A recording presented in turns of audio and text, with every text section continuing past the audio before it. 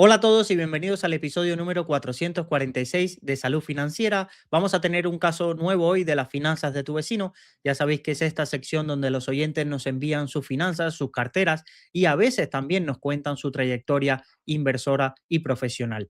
Soy Luis Ángel Hernández y encantado de estar otro día más con vosotros. Encadenamos los siguientes 3 episodios con casos de las finanzas de tu vecino. Ya sabéis que este tipo de episodios están patrocinados por Trade Republic, que es uno de los dos patrocinadores que apoya la creación de estos programas y que Salud Financiera pueda ser sostenible también gracias a la ayuda de los Patreons y también de las personas que se compran un libro o que deciden cursar uno de los cursos, ya sea de ETFs, de fondos de inversión de forma teórica o el curso de análisis práctico. Vamos a ver qué nos cuenta este vecino de hoy y qué migas podemos sacarle a la hora de analizar su cartera.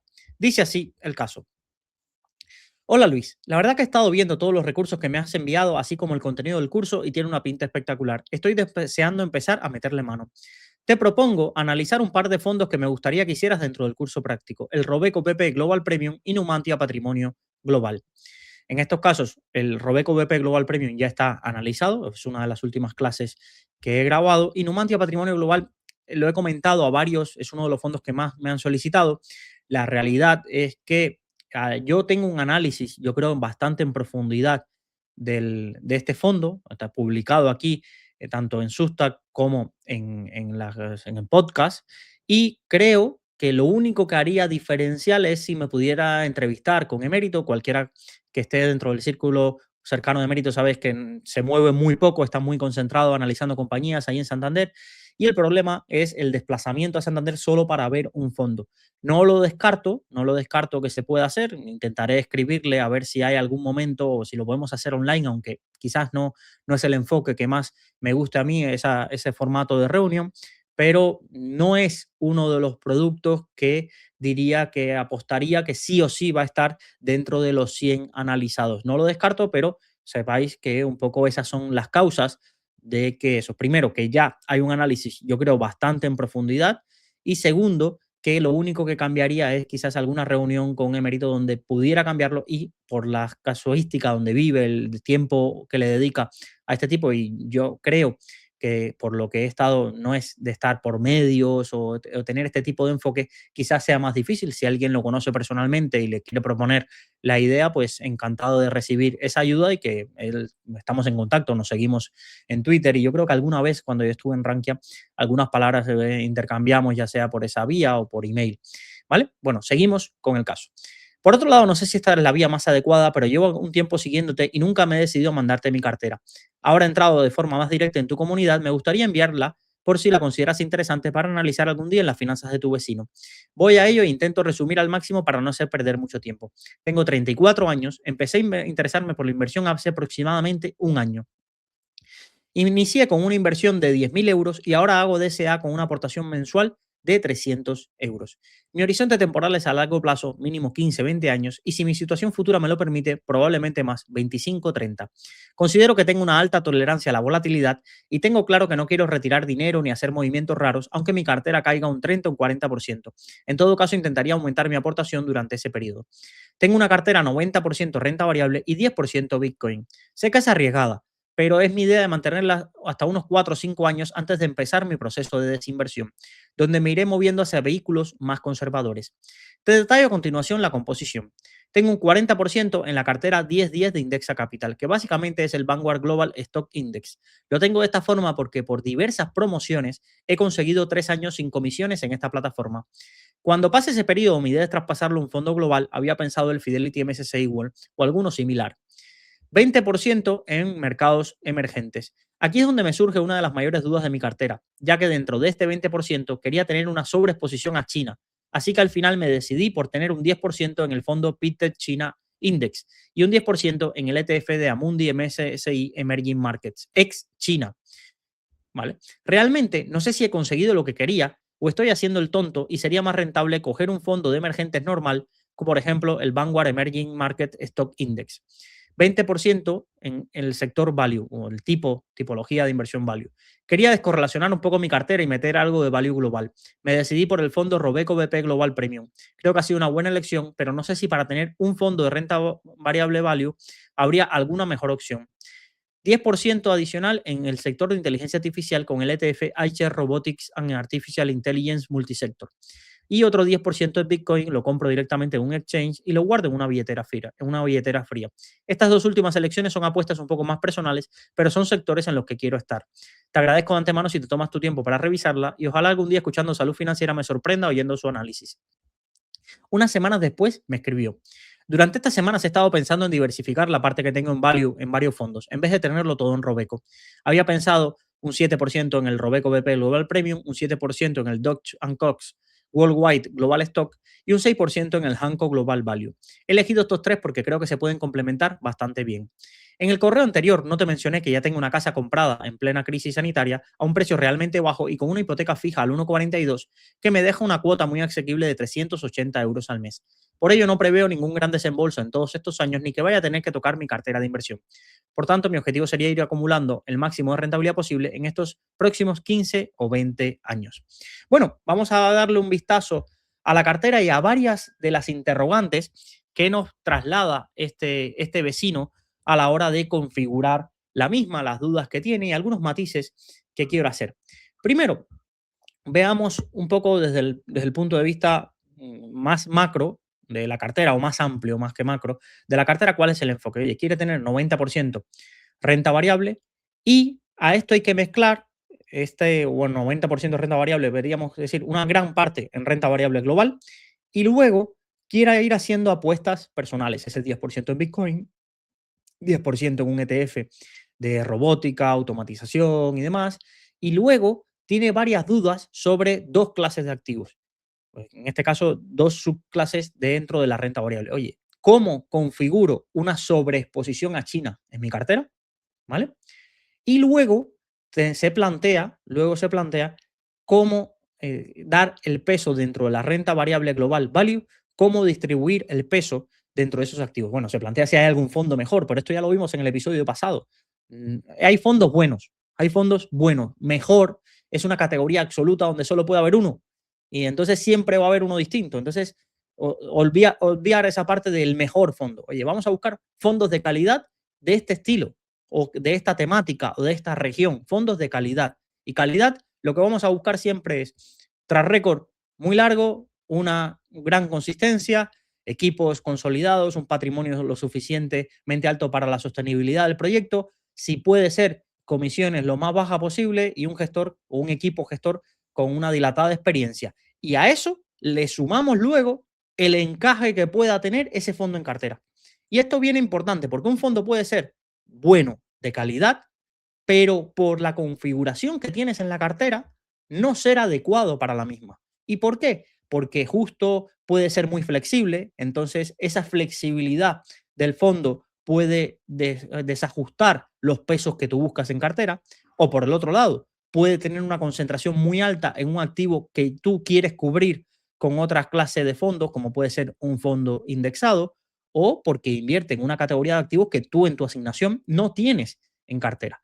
Por tanto, mezclemos esos dos conceptos porque nos va a venir muy bien. Nos olvidamos de fondos mejores, buscamos fondos de calidad y luego esos fondos de calidad tienen que encajar de alguna manera en las piezas de tu asignación de activos. Veamos un poco el caso en general. Oye, acabas de empezar a invertir hace un año y, oye, lo has hecho muy bien. Tienes 34 años, me puedo sentir identificado contigo, teníamos la misma edad y has empezado hace un año.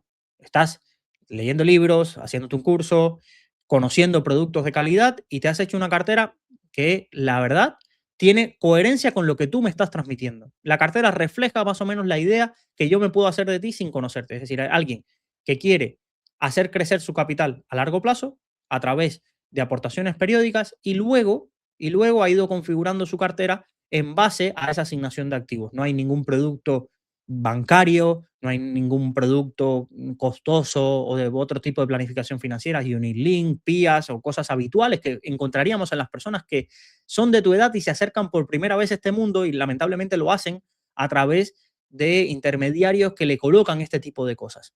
Entonces, coges y el 40% lo haces de una forma indexada a través de la cartera 10-10 de Indexa. Un matiz, la cartera 10-10 de Indexa es el 90% para menos de 10.000 euros, es 90% el Vanguard Global Stock y un 10% el Vanguard Emerging Markets. muy similar a lo que sería hoy un MSCI ACWI. Aquellos que se sienten un poco huérfanos de que el único fondo indexado al ACWI que haya en España a día de hoy sea el de MyInvestor, sé que hay uno de L&G, Legal and General, pero que está más enfocado a un universo más amplio y que no se comercializa en todas las gestoras. Luego buscaremos en algún episodio del consultorio, os enseñaré el leasing, porque sé que en algunos foros de gestión indexada o canales de Telegram se está hablando mucho de este fondo indexado de Legal and General. Pero aquí tienes una buena forma, las carteras de menos de 10.000 euros, una buena forma de tener prácticamente el ACWI es esta que estamos hablando, que tener la cartera de menos de 10.000 euros de Indexa. Y él ha hecho algo que tiene mucho sentido, pero yo le haré un matiz. Él dice, mira, es que he conseguido 3 años gratuitos de comisión de gestión de Indexa y por tanto me compensa más estar aquí que crearme o que invertir por mi cuenta en otro lado. Cuando ya se me acaban las invitaciones, pues quiero traspasarlo al MSCI World. Bueno, lo primero que tener en cuenta que no es exactamente el MSCI World, es más configurado, una tendencia más hacia el MSCI ACWI. Y además, quizás en 3 años, al ritmo que vas, pensemos una cartera de 10.000 euros, él tiene 4.000 euros invertidos, podrías pasar de los 10.000 euros. Y la cartera de más de 10.000 euros en Indexa desagrega las posiciones. Y desagrega las posiciones limitando un poco la exposición a Estados Unidos, por ejemplo, que se queda en un 46-47%, porque habría que sumarle la exposición directa con el SP500 más un pequeño porcentaje de exposición en small caps. Entonces ganas esa exposición a small caps y si ya no fuéramos a más de 100.000 euros, que no es tu caso ni vamos a estar ahora cerca, lo que le añadiríamos es menor peso en Estados Unidos y nos iríamos ya a un peso en la región Asia-Pacífico, excluyendo Japón, ¿vale? Esas serían las principales diferencias de la cartera 10 si nos vamos a menos de 10.000 euros, más de 10.000 euros o 100.000 euros. El segundo matiz es que te puedes ir al fondo renta variable internacional.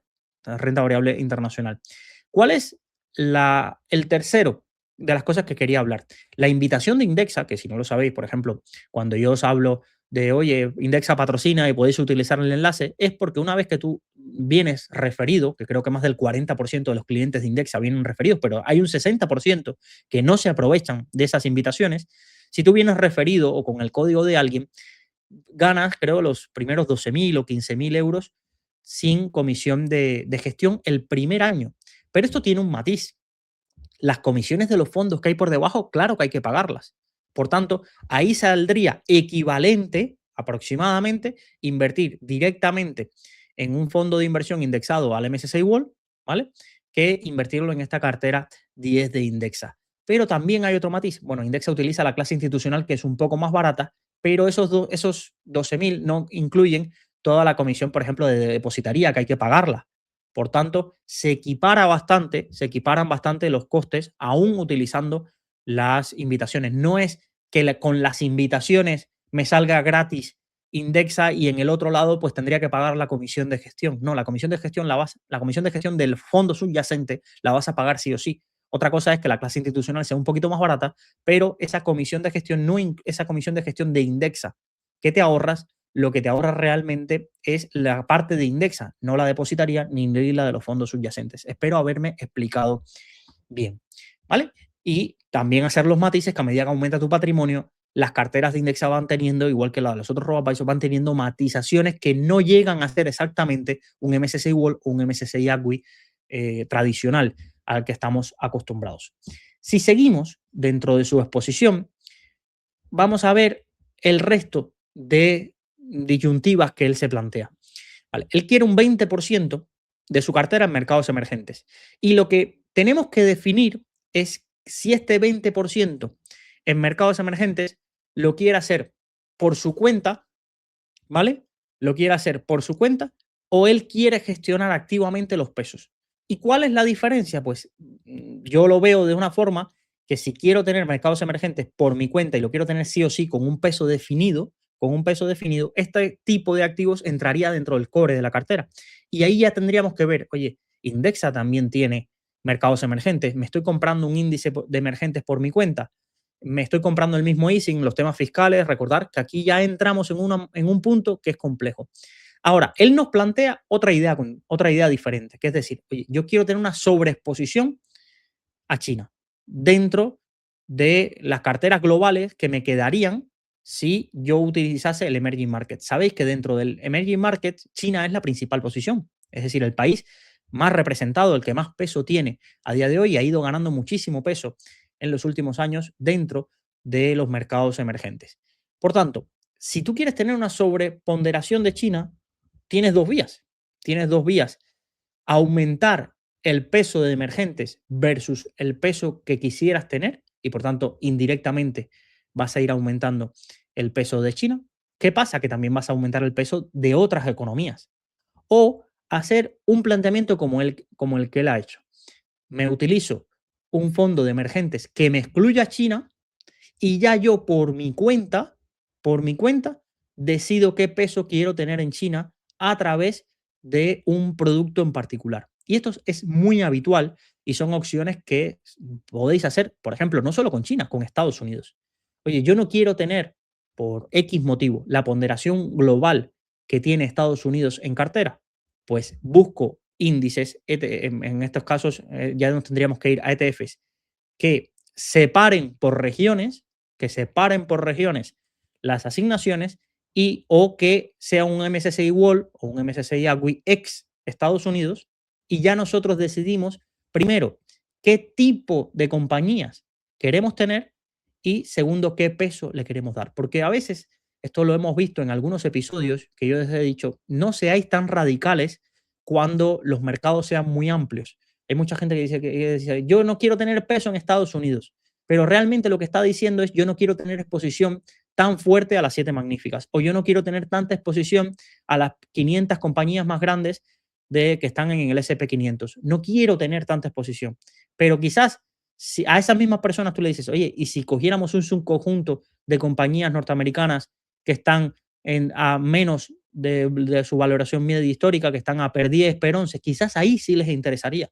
porque es su filosofía encaja. O quizás si le dicen, oye, si invertimos en small caps con sesgo value, pues también, o si invertimos en algún sector. Entonces, al poder desagregar toda la parte del peso que queremos dar en un país, podemos ser muy flexibles y muchísima gente que quizás no quisiera estar en Estados Unidos, sí quisiera estar en algún tipo de compañías norteamericanas que puede ser sensata. Y por eso, por ejemplo, mucha gente invierte en el Robeco BP Global Premium Equities, que tiene una infraponderación en Estados Unidos, pero si imaginaros que quisieras controlar tú la exposición a Estados Unidos, lo lógico sería desagregar y quedarte con el Robeco US Premium Equities y entonces flexibilizar el peso que te gustaría tener de ese enfoque.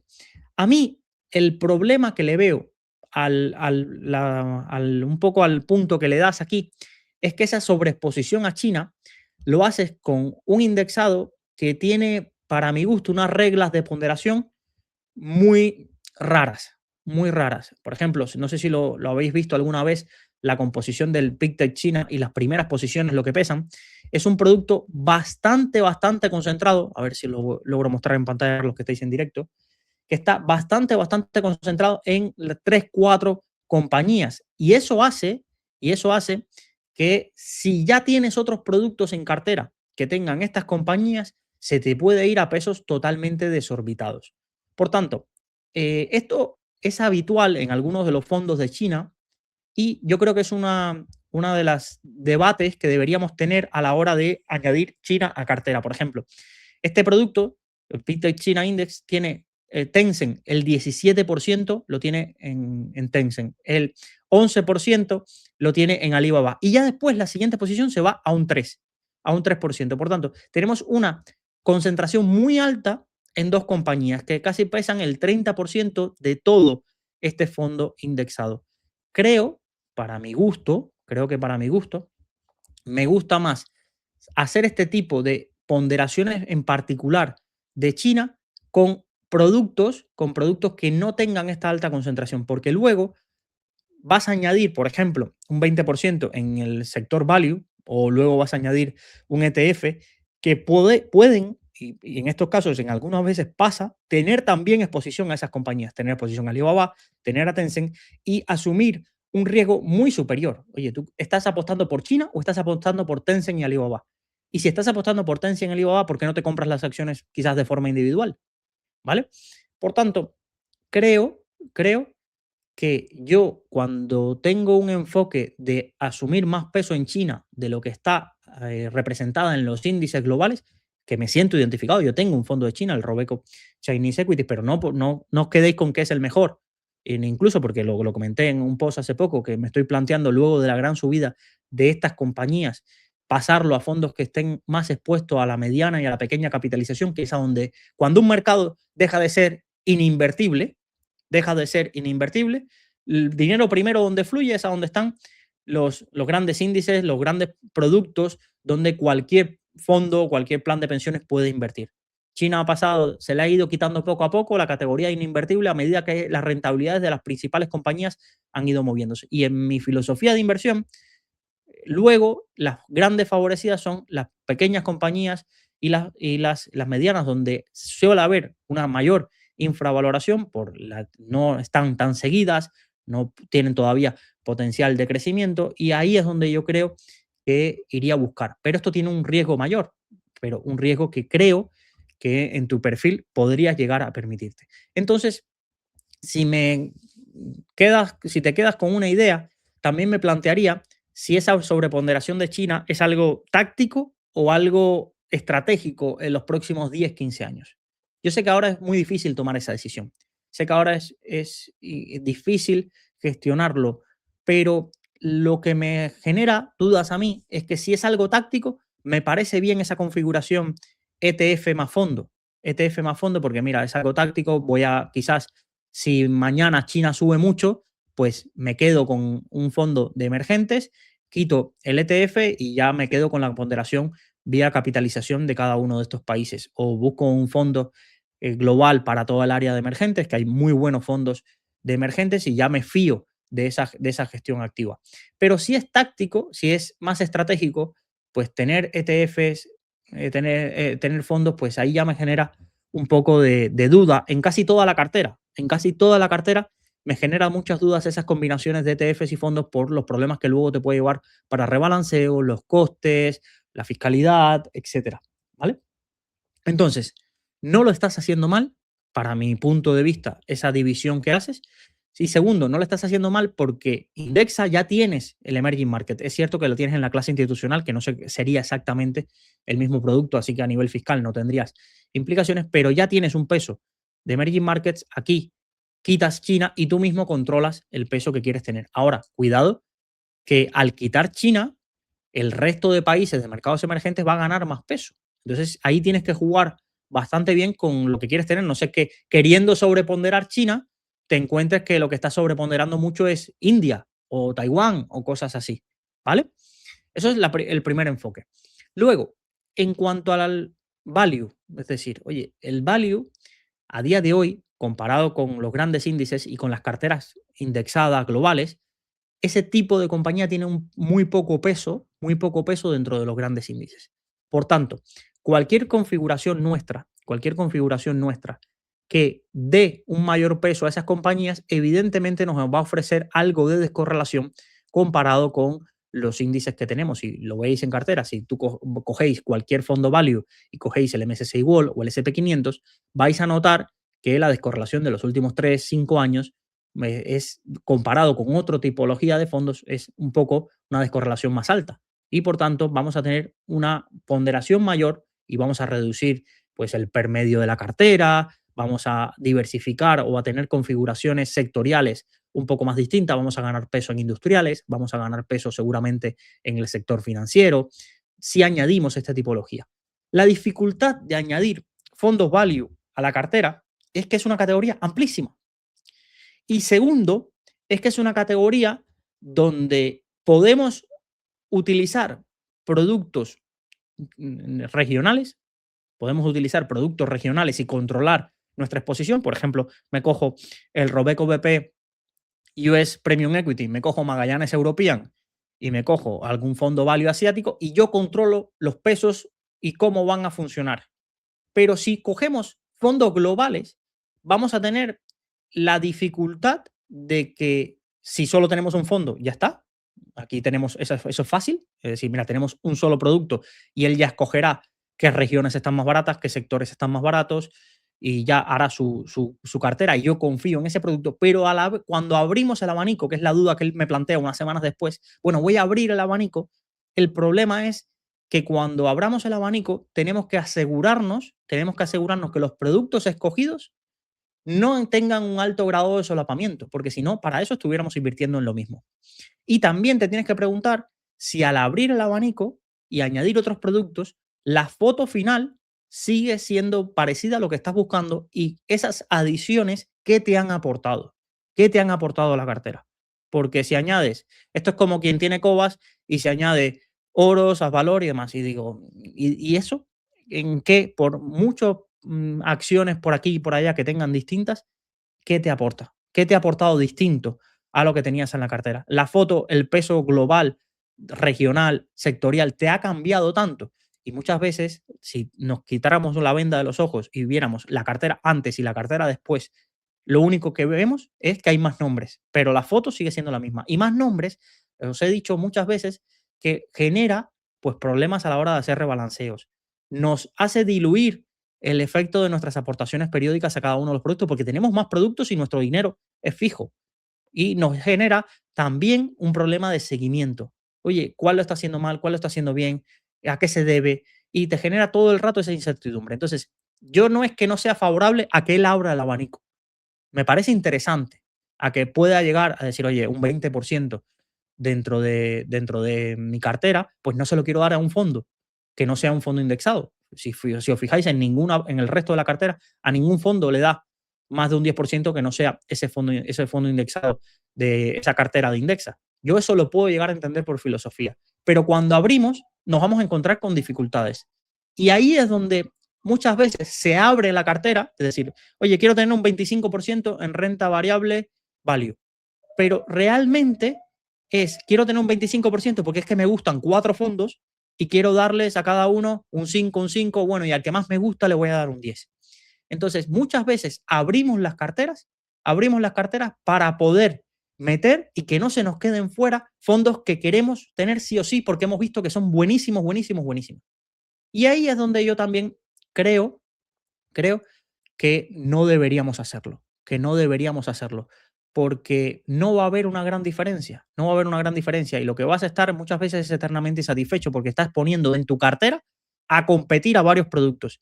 Y entonces, si hay uno que lo ha hecho muy bien, te vas a desilusionar del otro, si el otro lo ha hecho muy bien. Y entonces, a no ser que vayas con una filosofía de, oye, da igual lo que lo hagan, el que lo haga mal le pondré más dinero porque sigo creyendo que es un buen fondo y ese dinero va a salir del que mejor lo ha hecho porque tengo esa misma categoría, o lo hacemos con este enfoque, con un enfoque de voy a intentar que tengan pesos muy distintos, que tengan pesos muy distintos no, vamos a decir asignaciones geográficas o sectoriales o de capitalización muy distintas. Entonces, ¿cuál sería el enfoque que yo vería? Mirad, aquí he hecho una simulación, a ver si lo tengo por aquí, de los 3 productos que él me dice. Yo quiero tener el Robeco BP Global Premium, el Dodge Cox y el Hanco. Vamos a aumentar para los que estéis en directo. Es que esta parte del X-Ray, al ser tan escorada hacia la izquierda la pantalla, muchas veces se solapa con mi imagen. Pero bueno, voy a poner toda la pantalla, que a mí mirarme la cara tampoco es tan interesante. Vamos, a ver.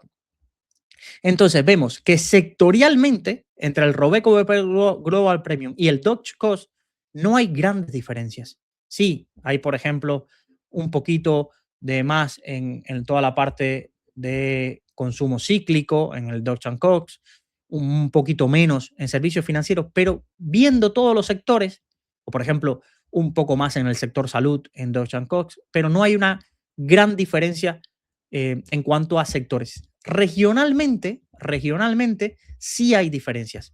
Por ejemplo, el Robeco BP Global Premium a día de hoy tiene una ponderación muchísimo mayor en Europa, casi un 52%, frente a este del Deutsche Cost que tiene un 58% en América. Y si ya nos vamos a Hanco nos vamos a un 60% en Asia, nada que ver con estos. Si nos fuésemos a hablar de capitalización, ¿vale? Que esto es algo también estilo de acciones, si nos vamos a capitalización, ambos tendrían en gran capitalización el Robeco un 51%, el Deutsche Cost un 64%. En mediana capitalización un 41 y un 37%. ¿vale? Por tanto, tendríamos cubierto la parte de gran capitalización y mediana capitalización bastante bien de consejos value globalmente diversificados, y también en la parte de small caps tendríamos Hanco. Por tanto, encajan bastante bien estas piezas. Solapamiento tienen algo, algunas acciones que hay solapamiento entre Dogecoin y Robeco BP Global Premium, pero en ninguna de ellas son dos fondos muy poco, que las posiciones pesan muy poco, ¿vale?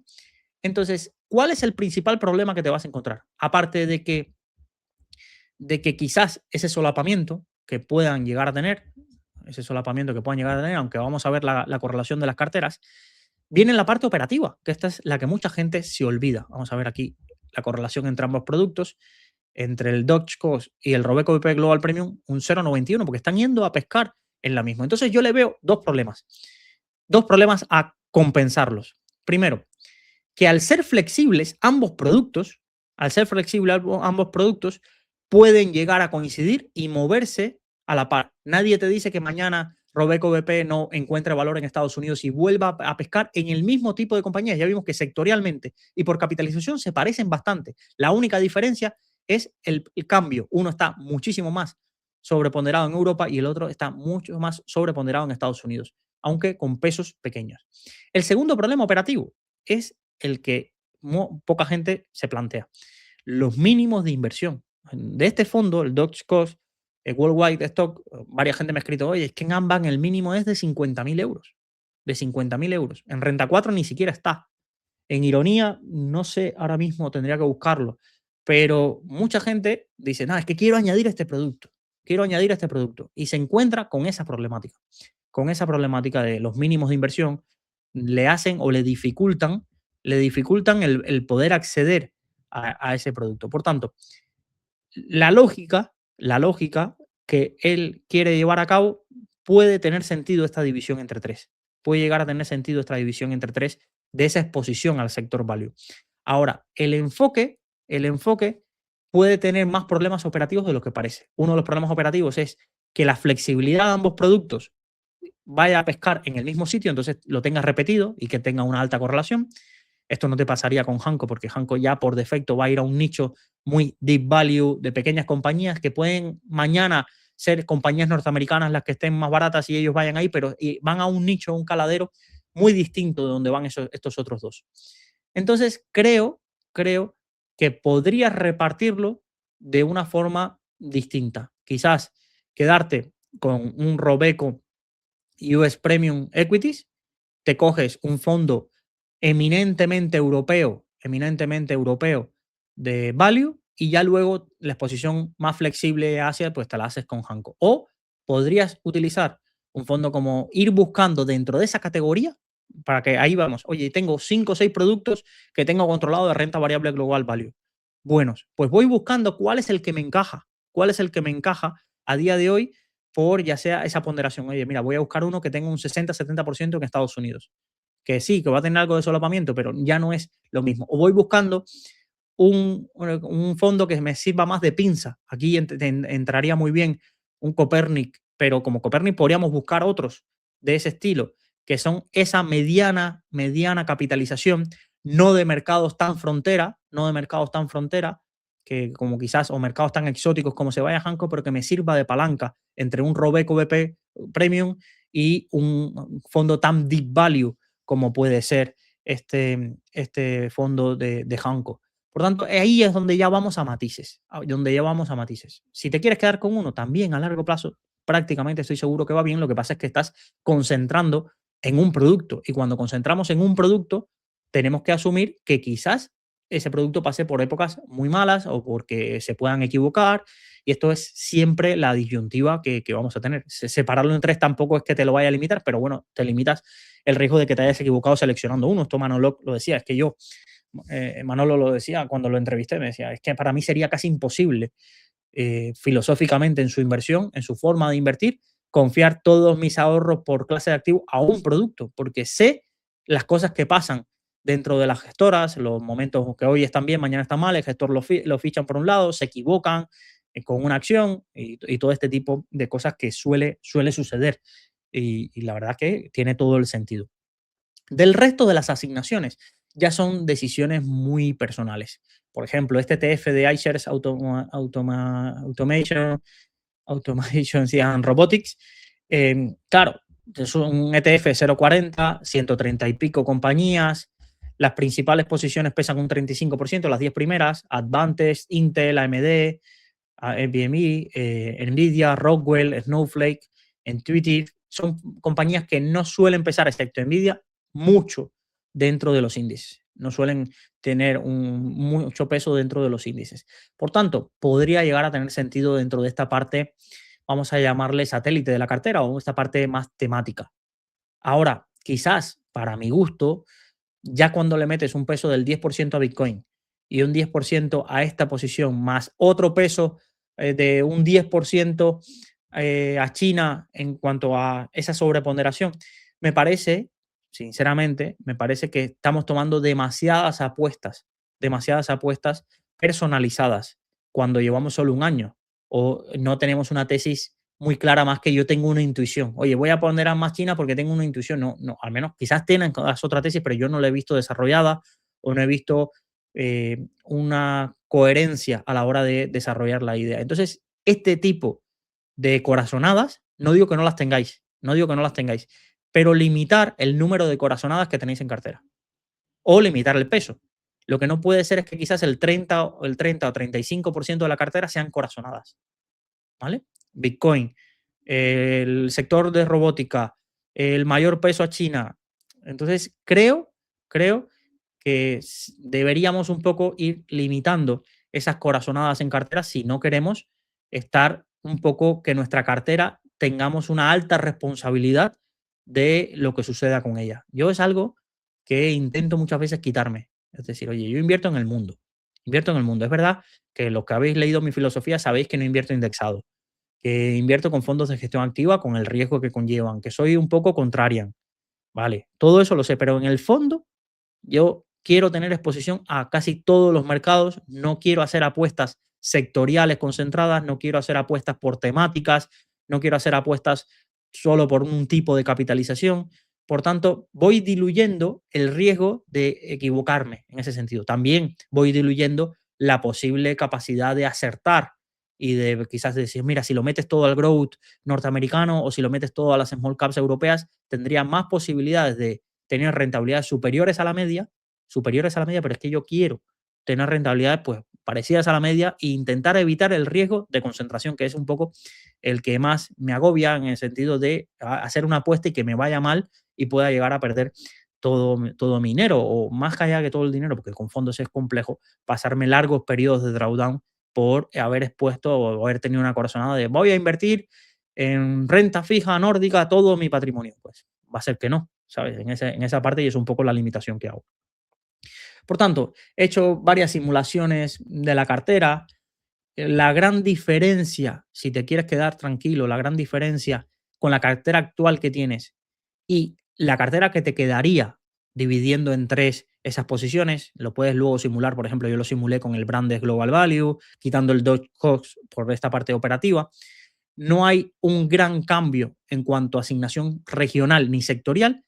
El único peso que cambia es la tipología de compañías.